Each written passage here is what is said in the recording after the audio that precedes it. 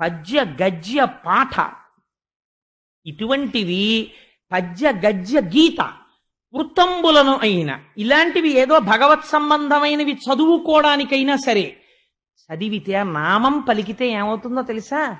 కమలనయును తలుప కలుషహరము. ఆ భగవంతుణ్ణి తలుచుకుంటే కలుషము పోతోందయ్యా, అందుకని వీడికి కలుషము లేదు, ఇంకా మీకు అనుమానాలుంటే యమధర్మరాజు గారిని అడగండి అన్నాడు. సరే వీళ్ళు ఏమిటో ఇంత సిద్ధాంతం చెప్పారు, మనకి ఇంకా పోలేదు, కానీ ఆయన అడుగుదాం, ఒరే తాళ్ళు కట్టేయండిరా అని మూట కట్టేసుకుని వాళ్ళు వెళ్ళిపోయారు. ఈయన బతికేశాడు. వీళ్ళు తీసుకెళ్ళిపోలేదు. పోని విష్ణు భటులు తీసుకెళ్లారా? తీసుకెళ్లలేదు. అది గమ్మత్తు. వాళ్ళేం చేశారో తెలుసా అండి? విష్ణులోకాన్ని తాను చేరుకోవాలి, వాళ్ళు తీసుకెళ్లేటట్టుగా ప్రవర్తించాలి. కొద్ది సమయం ఇచ్చారు. ఇప్పుడు వెంటనే లేచాడు. లేచి, హరే రే ఎంత మహాపాపిన్రా నేను, ఇంత మహాపాపినైనటువంటి నాకు వీళ్ళు ప్రాణములు పోకుండా అనుగ్రహించారా, కాబట్టి నేను ఇప్పుడు ఏం చెయ్యాలి అనుకున్నాడు. నేను భ్రష్టుడనైపోయాను, కానీ ఈ నామం పట్టుకుని స్వామి పాదాలు పట్టుకుని తరించిపోయినటువంటి మహాపురుషులున్నారే, వాళ్ళ దగ్గరికి వెళ్ళి వాళ్ళ పాదాలు పట్టేసుకుంటానన్నాడు. అని గబగబా వెళ్ళిపోయి మహాభక్తులై నిరంతరము ఈశ్వరనామము చెప్పుకునేటటువంటి వారు ఎవరున్నారో వాళ్ళ కాళ్ళు పట్టుకుని, నేను ఇంతటి మహాపాపిని, నన్ను అనుగ్రహించండి అన్నాడు. అంటే పోతన గారు అన్నారు, అటువంటి మహాభక్తులైనటువంటి వాళ్ళు ఎవరిని నువ్వు అనుకుంటున్నావు అన్నారు. అని సంతతము హరినామస్మరణ చేస్తూ ఎప్పుడూ భగవన్నామము పలికేటటువంటి అలవాటు ఉన్న వాళ్ళున్నారే, అటువంటి వాళ్లతోడి స్నేహము, హరిభక్తులతో స్నేహము, ఆ ఈశ్వరుడి నామము చెప్పగలిగిన వాళ్లతో ఉన్నటువంటి స్నేహము సామాన్యమైనది కాదు. తరగని ధనపు మూటలు. అటువంటి వారితోడి స్నేహమే ఈ భూమి నందు నశించనటువంటి పుణ్యపు ధనపు మూట. ఇది రక్షిస్తుంది నీ వాళ్ళని, రేపొద్దున నువ్వు సంపాదించింది రక్షించదు. అందుకని ధరనెన్నడు తరగని ధనపు మూటలు, వరముక్తి కాంతాపు తోటలు. వాళ్ళతో మాట్లాడలే. వాళ్ళు ఏం మాట్లాడతారండి? సినిమా గురించి మాట్లాడడం. వాడు నోరు విప్పితే భగవంతుడి గురించి మాట్లాడతాడు. శ్రీభాష్యం అప్పలాచార్య స్వామి ఏం మాట్లాడేవారు? అదే మాట్లాడేవారు. మల్లారి శరభేశ్వర శర్మ గారు ఏం మాట్లాడేవారు? మల్లంపల్లి శరభేశ్వర శర్మ గారు ఈశ్వరుడు గురించే మాట్లాడతారు. కాబట్టి ఏమైపోతుంది? అటువంటి వాళ్లతోటి మాటలు వరముక్తికాంతా పూతోటలు. ముక్తికాంత యొక్క పూతోట అది. అరిషడ్వర్గంబులు చొరని అరుదగు కోటల్. అటువంటి వారితోటి నీకు స్నేహం ఉంటే కామ క్రోధ లోభ మద మోహమాశ్చర్యములు లోపలికి వెళ్ళవు. ఎందుకని? అజామీళుడిల్లా లౌల్యమునకు ప్రవేశించే సమయం వచ్చినా నువ్వు నిగ్రహించుకోలేవేమో, కానీ నీకు భగవద్భక్తులతో స్నేహం ఉంటే వారి నడువడిని చూసి అమ్మో బాగుండదని వారితో ఉండడంలో వారి మాట అగ్నిహోత్రమై నీకు వచ్చిన భావనని కాల్చి నిన్ను మామూలు వైపు నిలబెడుతుంది. ఇప్పుడు అజామీళుడు వారు చెప్పిన మాటలు విని ఎంతలో రావాలి వైరాగ్యం, ఎంతలో రావాలి జ్ఞానం అంటే, ఇప్పుడు నాకు దానికి సిలబస్ టైం టేబుల్ చెప్పండి. ఆ పై మెట్టు మీద ఉన్నవాడు ఈ కిందకి జారిపోయాడు. ఈ కింద మెట్టు మీదకి జారిపోయిన వాడు యమదూత విష్ణుదూత సంవాదం విన్న తర్వాత భాగవతుల దగ్గరికి వెళ్ళి ఒక్కసారి వాళ్ళ పాదం పట్టుకున్నాడు. ఎంత పాపిని ఈశ్వరుడు ఉద్ధరించినట్టు భగవద్భక్తుడు ఉద్ధరిస్తాడు. అందుకని వాళ్ళన్నారు, నువ్వు అదృష్టవంతుడివిరా, వాళ్ళ దర్శనం చేశావు, ఇప్పటికైనా నీకు తెలిసింది కదా ఎవరు రక్షకులో, వాడినే పట్టుకో గట్టిగా. అందుకని అంచకాలమునందు పలుతునో ఇప్పుడే నీ నామంబు తలుతునయ్య, గోవింద గోవింద గోవింద నరసింహ నరసింహ నరసింహ గోవింద అని ఇప్పుడే నీ నామం చెప్పుకుంటున్నామని నృసింహ శతకకర్త పొంగిపోతాడు. ఎందుకని అంటే, కొంత టైం ఉంది కదండి, ఇప్పటి నుంచి ఎందుకంటే పురాణాలు, ఇప్పటి నుంచి ఎందుకంటే భగవన్నామము అంటే ఏమిటి గ్యారంటీ నువ్వు అప్పుడు చెప్పగలవని? అంత్యకాలంలో ప్రాణోత్క్రమణం అయిపోతున్నప్పుడు నువ్వు ఆ భగవన్నామం చెప్పడానికి కావలసిన సంస్కారం నీకెక్కడి నుంచి వస్తుంది? అందుకని ఇప్పటి నుంచి చెప్పడం మొదలుపెట్టు. కాబట్టి ఆ ప్రాణోత్క్రమణం అయిపోయినప్పుడు ఆ నామం చెప్పగలవో చెప్పలేవో, అందుకని ఇప్పుడే చెప్పడం మొదలు పెడతామంటారు. అలా ఈయన ఎప్పుడైతే భక్తుల దగ్గరికి వెళ్ళి 2 మాటలు విన్నాడో వాడు రక్షకుడు అన్న పూనిక తెలిసిపోయింది. ఇది నన్ను రక్షించవు అని తెలిసిపోయింది. తాను చేసిన పాపమునకు వగచాడు, ప్రాయశ్చిత్తం చేసుకున్నాడు. ప్రాయశ్చిత్తం అంటే పశ్చాత్తాపమును పొందాడు. ఉత్తర క్షణం సంతానాన్ని ఆ కాంతని విడిచిపెట్టాడు. గంగా తీరానికి వెళ్ళిపోయి హరిద్వారంలో కూర్చున్నాడు. ఇప్పటి వరకు తాను అనుభవించిన భోగములకు సంబంధించిన ఇంద్రియములను మూట కట్టి మనసులో పెట్టి, మనస్సుని ఆత్మలో పెట్టి, ఆత్మని హరిచరణముల దగ్గర పెట్టించాడు. ఇప్పుడు మళ్ళీ ఆ నలుగురు కనపడ్డారు. కనబడి, ఇలా నువ్వు అన్నాక తీసుకెడదామనే సమయం ఇచ్చాం, ఇప్పుడు నువ్వు వచ్చే ఇచ్చని వైకుంఠానికి తీసుకెళ్ళిపోయాడు. శ్రీమన్నారాయణుడిలో ఐక్యం అయిపోయాడు.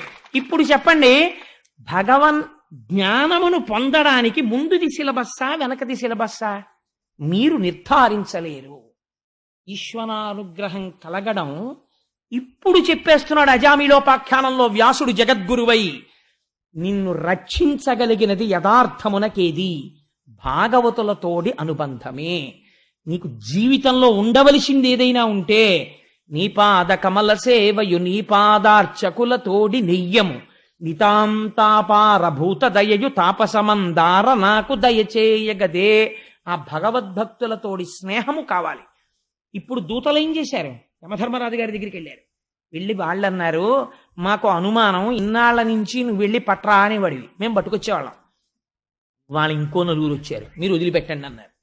అసలు మనమా తీసేది, వాళ్ళ తీసుకెళ్ళేది? అంటే మనకన్నా పైన ఎవరైనా ఉన్నారా? వాళ్ళ మాట మనం వింటామా, మన మాట వాళ్ళు వింటారా? వాళ్ళేమంటున్నారంటే, తెలిసి చెప్పాడో తెలియక చెప్పాడో నామని చెప్పాడు, పాపాలు పోయి అంటున్నారు.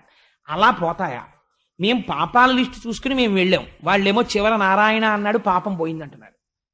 ఏది నిజం? నువ్వు ఇది చెప్పకపోతే రేపు పొద్దున్న మేము చేసేటటువంటి పనిలో ఇబ్బందులు వస్తాయి. అందుకని నువ్వు అసలు మాకు ముందు అర్జెంటుగా ఈ డ్యూటీ ఆఫ్ చేసి మాకు ఒక సెమినార్ కండక్ట్ చేసి మాకున్న అనుమానాలు నివృత్తి చేయి, అప్పుడు వెడతాం మళ్ళీ డ్యూటీకి అన్నారు. సరే, ఎక్కడెక్కడ ఉన్న వాళ్ళని, లీవ్లో ఉన్న వాళ్ళని కూడా పిలిపించేయమన్నాడు. అంటే నిజంగా అలా అని కాదు నా ఉద్దేశం. భటులందరినీ కూర్చోపెట్టాడు. యమధర్మరాజు గారు కూర్చుని ఆ రోజున ఒక మాట అన్నాడు, పుత్రులారా అన్నాడు. అని ఒక సంబోధన చేశాడు. మీరు నన్ను ఒక ప్రశ్న వేశారు కదా, నారాయణ అంటే పాపం పోతుందండి, అలా ఎలా పోతుందండి, నామని చెప్తే పోతుందా అన్నారు కదా, ఇప్పుడు నేను మీకు చెప్తాను వినండి అన్నాడు. లేకపోతే వ్యాసుడు ఎందుకు అవుతాడండి? ఈ అనుమానం మీకు ఉండిపోదేంటి? నేను ఇలా వేదిక దిగ్గానే వచ్చారు, అదేంటంటే అలా పోతుందా అలా పోతుందా అలా పోతుందా అనరు. అందుకని వ్యాసుడే ఆ భారం తల మీద వేసుకున్నాడు అని ఆయన అన్నాడు. యమధర్మరాజు గారితో చెప్పిస్తున్నాడు. ఇంకా అడ్డు ఆపు ఏమిటంటే ఇంకా ఆయనే చెప్తే, మీరు జీవితమునందు పాపకర్మలు చేసి ఉన్నారు కాదని అనలేం కదండి. కాబట్టి ఏం చెయ్యాలి? ఇప్పుడు ఈ పాపకర్మలు పూర్తిగా నశించిపోతాయా?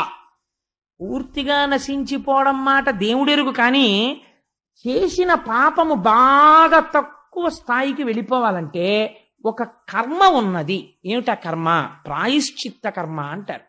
మీరు గంగానదిలో స్నానం చేయడానికి వెడితే, గంగలో స్నానం చేస్తే పాపం పోతుంది, ఈజ్ ఎ డిఫరెంట్ ఇష్యూ. అక్కడికి వెళ్ళి కూర్చున్న తర్వాత ఆ డుండి గణపతి ముందు కూర్చోబెట్టి ప్రాయశ్చిత్తం చేయిస్తారు. ప్రాయశ్చిత్త మంత్రాలు మీరు వినాలి, వింటే ఆశ్చర్యంగా ఉంటాయి. అసలు ఒరే ఇవన్నీ పాపాలా? ఓరి బాబోయ్, అయితే అసలు నీ చేసిన పుణ్యం ఏమైనా ఉందా అని అనుమానం వస్తుంది. అన్ని పాపాలు ఉంటాయి అందులో. ఇవన్నీ లిస్టు చెప్పి ఇవన్నీ పోవడానికి వీడు గంగా స్నానం చేస్తున్నాడని చెప్తారు. చెప్పప్పుడు తీసుకెళ్లి సంకల్పం చెప్పించి స్నానం చేస్తారు, లేకపోతే కాకి స్నానం అంటారు దాన్ని. అందుకని గంగా సరే ఎలా చేసినా గంగే స్నానం చేస్తాడు. కాబట్టి ఇప్పుడు ఏమైంది? ప్రాయశ్చిత్తము చేత మీరు చేసినటువంటి పాపములు చాలా మటుకు వాటి యొక్క వ్యగ్రతని తగ్గించే అవకాశము ఉన్నది. కానీ మీరు ఒకటి జాగ్రత్తగా ఆలోచించండి. ఇది ఎలా ఉంటుందంటే, వాడు కాశీలో ప్రాయశ్చిత్తం చేసేసుకుని కాకినాడ వచ్చేసాడు. మళ్ళీ మొదలు. ఎందుకు మొదలు? ఇక్కడ జరగలేదు. ఒక కల్లుకుండని తీసుకెళ్ళి ఓ చుట్టకుదురు మీద పెట్టి దాన్ని గంగానదిని తీసుకొచ్చి ఆ గంగతో బాగా సంప్రోక్షణ చేసి అంతర్బహిష్య తత్సర్వం వ్యాప్య నారాయణ స్థిత అని ఇది శుద్ధి పొందుగాక అని గంగా జలాలు తల్లేసి దాన్ని నిండాను ఆ శుభ్రంగా చేతులతో గంగ తీసి ఆ కుండ చుట్టూ రాసేసి పైనుంచి అభిషేకం చేసినట్టు పోసేసి ఎక్కడైనా పొడుందేమో చూడు, ఎక్కడైనా పొడుందేమో చూడు అన్నారు. మీరు ఎక్కడా పొడి లేదండి అంది భార్య. అయితే మాత్రం అది కల్లుకుండా అవడం మానేసిందండి. అది కల్లుకుండే. మీరు ఎంత గంగతో దాన్ని నింపినా, దాని మీద ఎంత గంగ పోసినా అది కల్లుకుండా. మీరు ఎంత ప్రాయశ్చిత్తం చేసినా లోపల మనస్సు సంస్కరింపబడనంత వరకు భ్రమన్ సర్వతీర్థీషు స్నాత్వా పునః నిర్మలం నమనో యావత్ తావత్ సర్వం నిరర్థకం.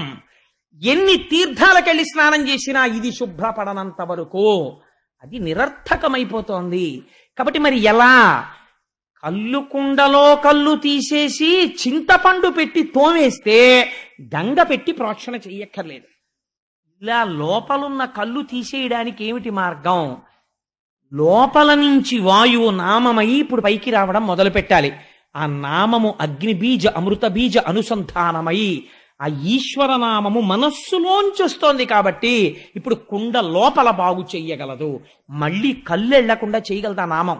ఒకసారి తెలిసి కాని తెలియక కాని నామం పట్టుకున్నారనుకోండి, పట్టుకుని అస్తమానం గోవింద గోవింద అంటే మొదలెట్టారనుకోండి, ఏం చేసినా గోవింద అంటున్నారనుకోండి మీరు, అలా అంటూ పాపకర్మ చేయడానికి సిగ్గు మొదలవుతుంది.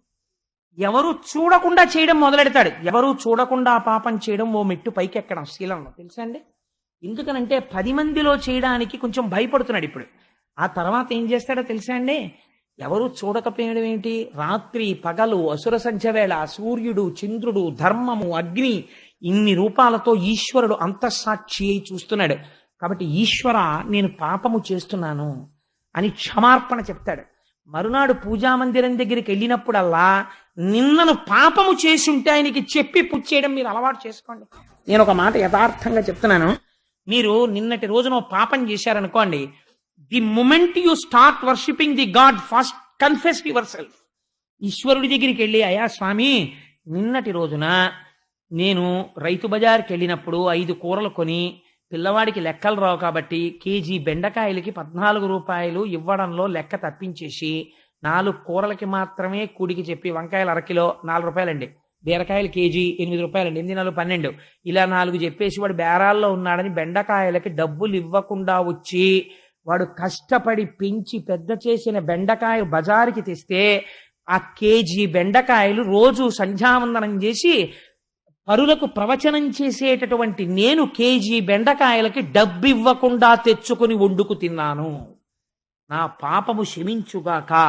మళ్ళీ ఎప్పుడైనా ఇలాంటిది చెయ్యకుండా ఉత్తర క్షణం ఆ డబ్బు ఇచ్చేసేటట్టుగా నా మనస్సుని సంస్కరించు అని మీరు ఈశ్వరుడికి చెప్పి సంధ్యావందనం చేశారనుకోండి, మీరు మళ్ళీ 2వ రోజు రైతు బజార్లో డబ్బులు ఇవ్వకుండా రండి, అరకిలో బెండకాయలే కొనుక్కుంటారు. ఓన్లేదో ఇష్టం అయితే. అంటే నేను ఇది ఒక ఉదాహరణకి చెప్పాను అంతేనండి, ఇంతకన్నా పెద్ద చెప్తే బాగుండదని. ఇలా చేస్తే మీరు రోజు వెళ్ళి మళ్ళీ స్వామి నిన్న నేను పచ్చిమిరపకాయలకి మానేశాను అని ఎలా చెప్తారు? అసహ్యంగా ఉంటుంది. రోజు వెళ్ళి మత్స్యవరకాయలకి మానేశాను, అల్లానికి మానేశాను, అక్కడ కొట్టుకొచ్చాను ఇక్కడ కొట్టుకొచ్చాను, ఎందుకురా రావణ పూజ అన్నా మానేద్దాం, అదన్నా మానేద్దాం. ఇప్పుడు పూజ మీరు మానలేరు, ఎందుకని భయం ఒకటి పట్టుకుంది, నామాన్ని పట్టుకోవడం. కాబట్టి ఏం చేస్తారు? పాపం మానేస్తారు. మిమ్మల్ని శుద్ధి చేస్తోందా లేదా? కళ్ళు తీసేస్తోంది కుండలోంచి. కాబట్టి రే కర్మయా నామమా అన్నది తక్కెట్లో పెడితే నామమే దహించగలదు పాపాన్ని. అందుకునే వాళ్ళు ఆ తీర్పు చెప్పారా. ఇప్పుడు నేను మీకో తీర్పు చెప్తున్నాను. మీరు తెచ్చేటప్పుడు టాప్ ప్రయారిటీలో తీసుకురావడాన్ని ఒక ప్రయారిటీ లిస్ట్ ఒకటి పెట్టుకోండి.